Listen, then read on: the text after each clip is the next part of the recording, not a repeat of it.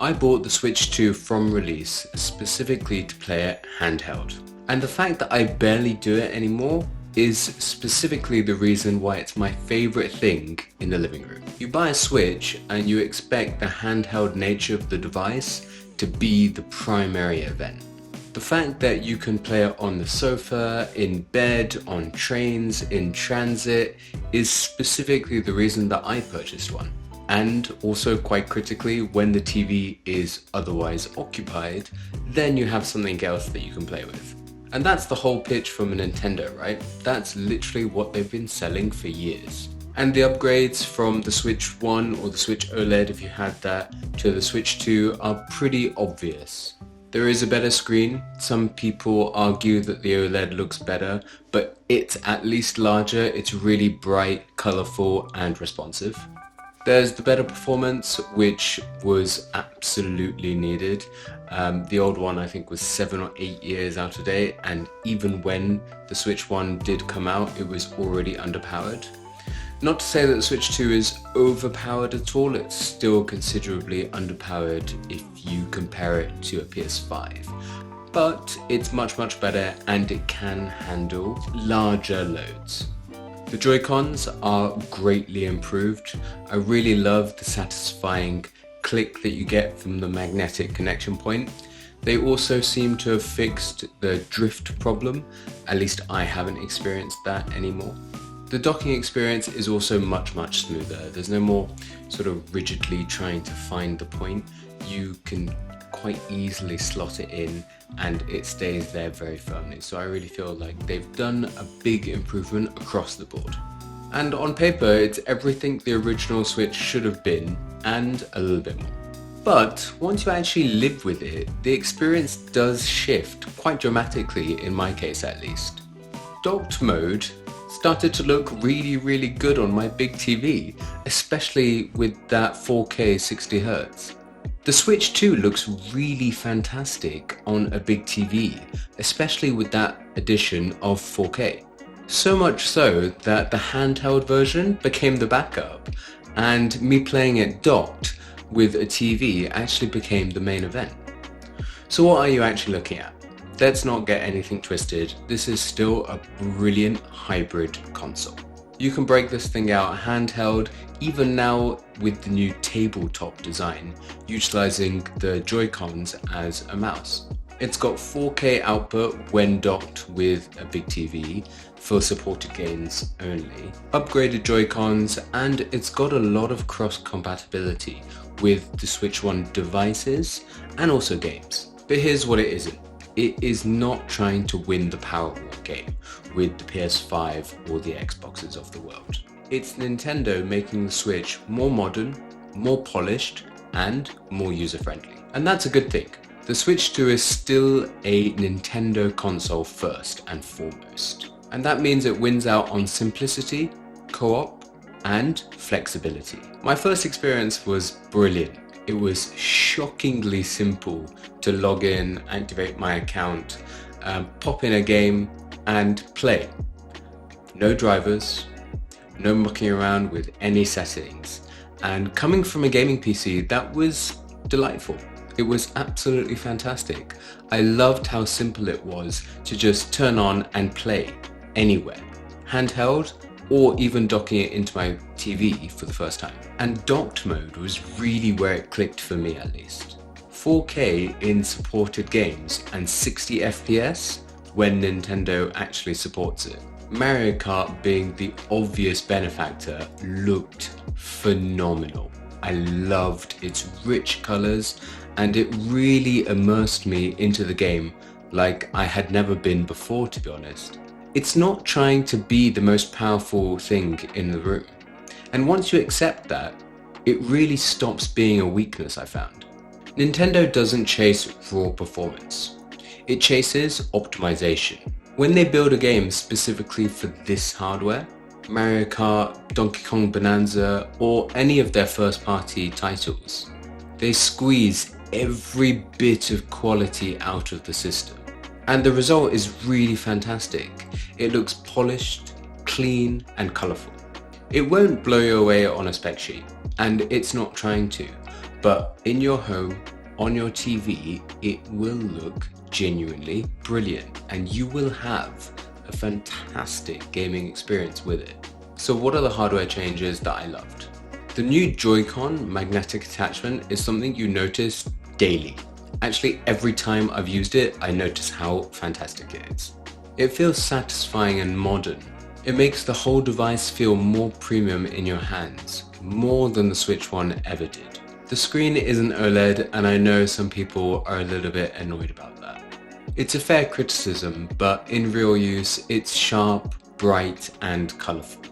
It's plenty good enough for Nintendo first-party games, and it hasn't ruined my experience one bit. Handheld comfort is still not quite there for me. It wasn't there on the Switch One either, to be honest. The ergonomic design of the system just doesn't quite complement you, especially if you have slightly larger hands for playing consistently handheld. The stock grip just doesn't really feel like a controller and it can cramp your hands quite easily. The good news is that there's a very cheap and quick fix for this, which is getting a grip. I picked up the Neo Grip by Skull & Co and it's been fantastic. It also comes with a hard case and enough space to fit, I think, 10 games in there. So it's really, really useful. And I think it was about £30 or $40, I think. And when you put on the grip, you really notice the difference and you can easily play for hours with that grip. If you're planning to play a lot of handheld, just factor that in from day one and it's really not too expensive. I also really like the aesthetic look of the Switch 2. It's a little bit more low-key than the Switch One, and it looks more premium as well when I take it out. And bearing in mind, I'm a 35-year-old man, not a 10-year-old child. The all-black design really works in my opinion. But if you love the brighter aesthetic, you can very easily purchase some more Joy-Cons and they come in just a bunch of different colors. So they've kept the playful side, but they haven't forced it on you, and I really like that. I also just wanted to talk about backwards compatibility and a bit of value as well. I was really surprised when my old Switch Pro controller worked right out of the box with my Switch 2. The fact that I didn't need to buy a new one in today's tech landscape where everybody makes you buy a new charger now was refreshing. Nintendo know how to make money though. They are definitely not innocent. The games are really, really expensive. I think some of the most expensive games in all of today's landscape. But for better or for worse, they do hold their value long term. So you can sell the games pretty easily, especially if you get the physical copies. But on the accessories, they're genuinely doing quite well. They make a lot of the accessories work with the Switch 2, which I really appreciated. They could have quite easily forced new controllers on all of us and made even more money, but they decided not to. So thank you, Nintendo. It's a small thing, but when you don't have to shell out even more money for all the accessories, it's a big win. Co-op is the real magic though. Local multiplayer on this thing is phenomenal and it's so much fun. Not online ranked modes, no competitive lobbies, just actual people in the same room with easy to play games.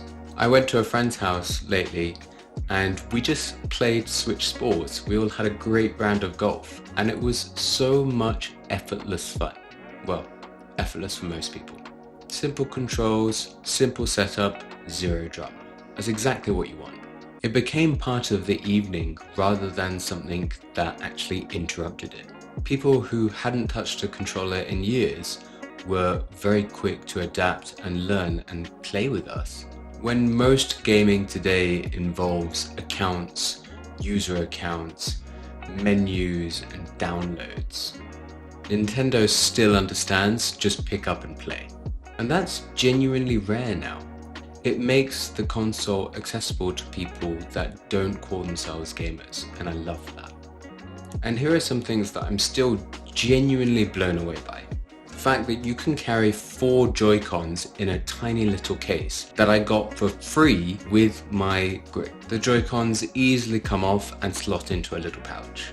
And you've got a full 4-person co-op local mode right in your pocket. The amount of social fun that fits into something that small at a relatively affordable price feels ridiculous. It's magic in a way that no other console has really managed. Nintendo is full of kid-friendly stuff as well, which I really like, and I think it's nothing to be sniffed at as well. The library of games is safe, colourful, and adventurous. It's not intimidating at all, and you as a parent or guardian don't have to constantly manage what's on the screen in front of your kids. For families and casual users, I think this matters more than other reviewers might talk about. And if you enjoy my style of reviewing, please subscribe for more. You can genuinely put this in front of friends, kids, or grandparents that have never touched a console before, and they will pick up a controller and enjoy something within 5 minutes flat. That's a really hard thing to build, harder than it sounds at least. Nintendo has built a console that is easy to share, not just to own, but to share and enjoy with other people. And that blows every spec sheet out of the water for me at least, because gaming is just more fun with more people. So let's talk about the cons then. The games are expensive, and spoiler alert, they're gonna stay expensive. Nintendo titles don't really drop in price like PS5 or Xbox titles do. There's not even really any big sales that Nintendo do, a little bit over Christmas, but nothing like a Steam sale. The console price is really just the start. Building a library is quite expensive too. The third-party ports are actually really good. I picked up Cyberpunk and Star Wars Outlaw, and they were genuinely quite fantastic, and I really enjoyed playing them. And this would have been absolutely unthinkable on the Switch OLED. I couldn't see it handling anything like those games. But they are really expensive, and the honest truth is that the library of third-party games is tiny. It's considerably smaller than any other console.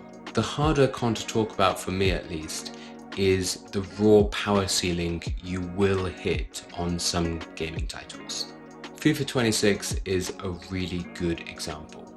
I live between two places, and I brought my Switch 2 to my London flat, and I left my PS5 at my other place. So I got FIFA on my Switch hoping that I could play it in both places.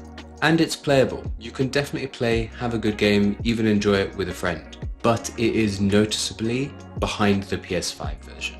It is fantastically smoother, sharper, and more responsive on the PS5, hands down. And the gap is only going to widen as the performance demands of these kind of titles gradually expand over the years.